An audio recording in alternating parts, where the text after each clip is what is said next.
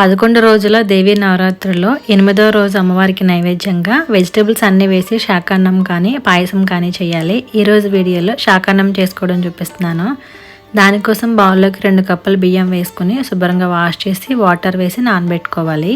తర్వాత స్టవ్ పై కుక్కర్ పెట్టి 2 టేబుల్ స్పూన్ల ఆయిల్ వేసుకుని 4 ఇలాచి 6 లవంగాలు 2 ఇంచులు దాల్చిన చెక్క 1 బిర్యానీ ఆకు 10 పచ్చిమిర్చి వేసుకుని బాగా వేయించుకున్న తర్వాత కట్ చేసుకున్న పొటాటోస్ అలాగే క్యారెట్ అండ్ బీన్స్ కూడా వేసుకుని ఒక చిలకడ దుంప కూడా కట్ చేసి వేసుకున్నాను. అలాగే టమాటో కూడా వేసి 1.5 టీ స్పూన్ ఉప్పు వేసుకుని ఈ వెజిటేబుల్స్ అన్నీ కూడా కలుపుకొని మూత పెట్టి 2 నిమిషాల పాటు మగ్గించుకోవాలి.